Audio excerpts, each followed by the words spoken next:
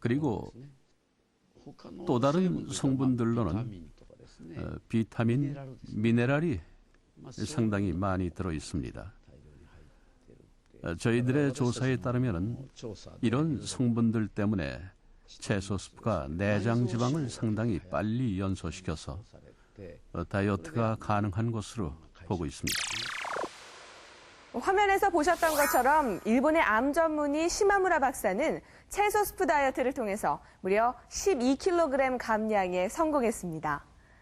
아마도 지금 프로그램 보시면서 나도 당장 채소 스프 다이어트 시작해야지 생각하시는 분들 많으실 텐데요. 전문가들은 채소 스프 다이어트의 가장 큰 성공 이유로 우리 몸의 에너지 대사를 도와주는 비타민과 미네랄의 충분한 섭취를 꼽고 있습니다. 필수 비타민은 보시는 것처럼 비타민 A, B, C, D, E 등 13가지이고 음식을 통해서 섭취해야만 하는 필수 미네랄은 칼슘, 마그네슘, 칼륨 등 24가지에 이릅니다. 도대체 뭘 먹어야 다이어트에 성공할 수 있을까? 선택이 쉽지 않지요. 많은 전문가들은 요요 없는 건강한 다이어트를 위해서 먼저 내 몸에 부족한 비타민과 미네랄이 무엇인지를 제대로 아는 것이 중요하다고 말하고 있습니다.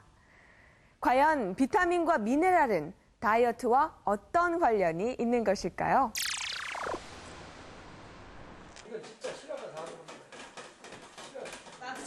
다이어트를 위해 땀을 흘리고 있는 강숙진, 강경진 자매.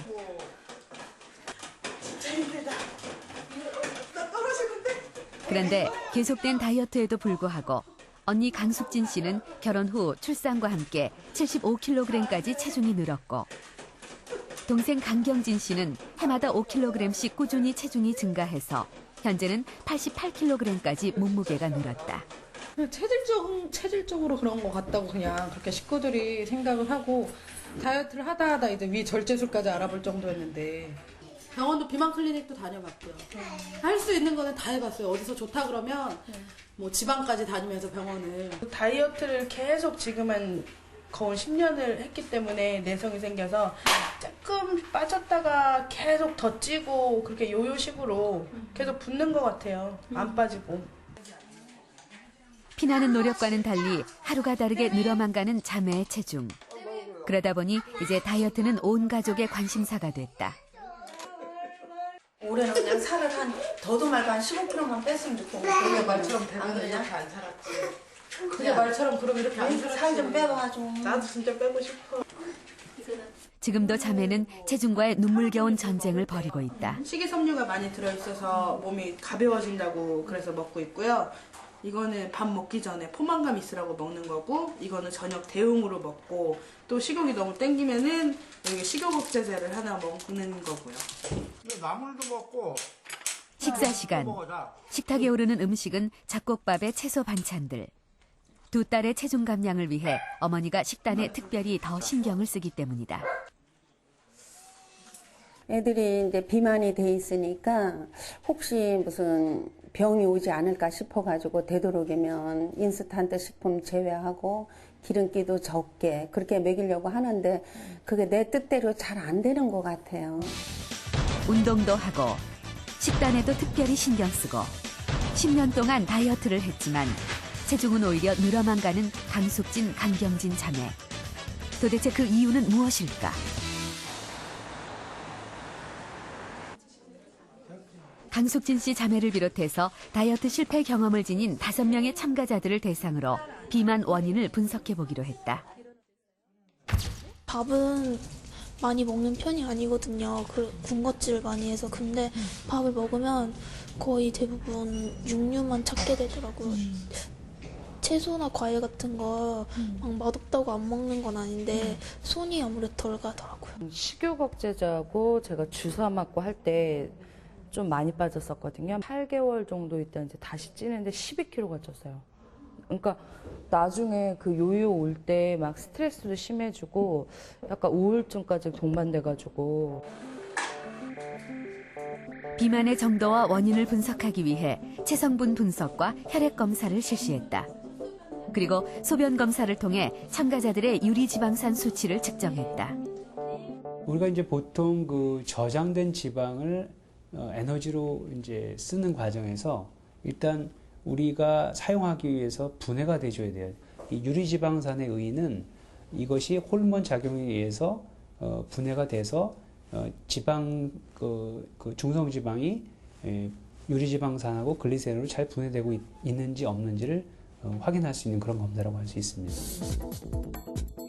검사 결과 김민정 씨와 강숙진 씨의 경우 유리지방산 수치가 정상보다 낮게 나타났다.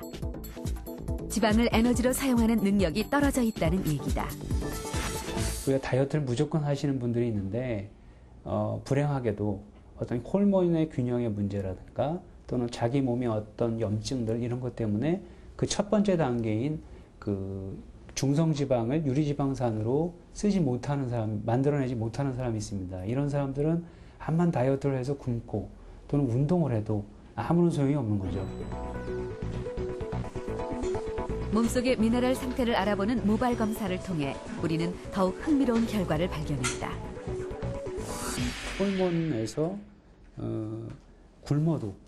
굶어도 지방 분해가 일어나지 못하게 하는, 그리고 전체적으로 볼 때 뭐 미네랄 같은 게 좀 모발 검사 결과 김민정 씨는 전체적으로 미네랄이 부족한 상태.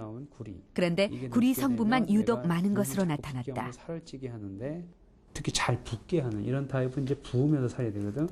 근데 이거 잘 붓게 하는 원인이 이 구리예요, 구리.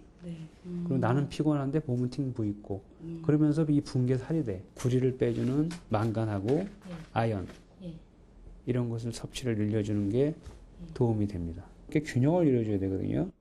강경진 씨의 경우 미네랄 수치가 정상 범위에 들긴 하지만 전체적으로 낮은 편. 특히 칼슘에 비해 마그네슘이 상대적으로 부족한 상태다.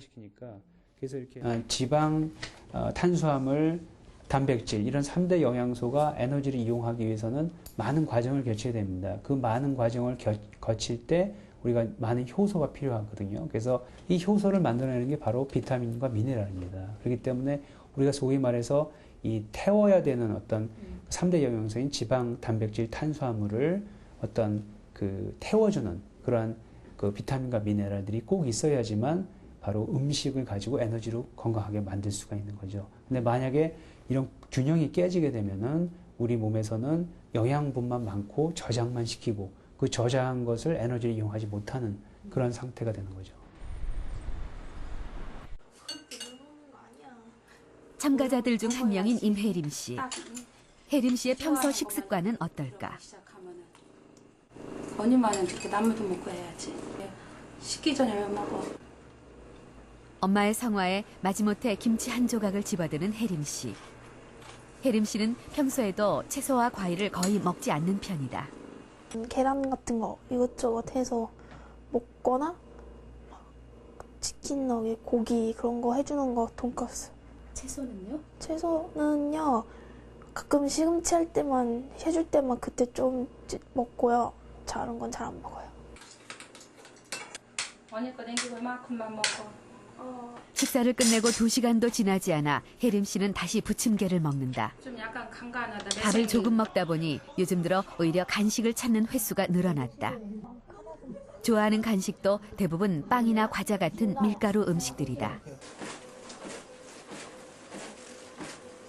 혜림 씨의 다이어트를 위해 장만했다는 러닝머신. 속도를 좀 내서 좀 펄떡펄떡 뛰어야지. 엄마의 계속되는 상화에도 영 마음처럼 몸이 움직여주질 않는다. 과연 임혜림 씨의 검사 결과는 어떻게 나왔을까? 갑자기 이렇게 저혈당이 와가지고 결과를 보기 위해 병원을 찾은 혜림 씨. 필요해요. 전체적으로 미네랄보다도 비타민이 좀 많이 부족해. 특히 비타민 B군이 나이아신 이런 것들이. 임혜림 씨의 경우 비타민 B군과 비타민 C, 셀레늄이 부족하고 미네랄도 전체적으로 조금씩 부족한 것으로 나타났다. 근데 뭔가 모르게 지금 다 떨어져 있지, 그렇지? 네. 전체적으로 지방을 가지고 에너지를 꼭 쓰려면 꼭 필요한 그런 영양소들이 몇 가지가 있는데 그것들이 조금 다 부족해요. 그렇다면 비타민과 미네랄의 부족은 비만과 어떤 관련이 있는 것일까? 우리 몸의 세포 속에는 미토콘드리아라는 에너지 발전소가 있다. 미토콘드리아는 지방, 탄수화물, 단백질을 태워 우리 몸에서 활용할 수 있는 에너지로 만드는 역할을 한다. 에너지 발전소인 미토콘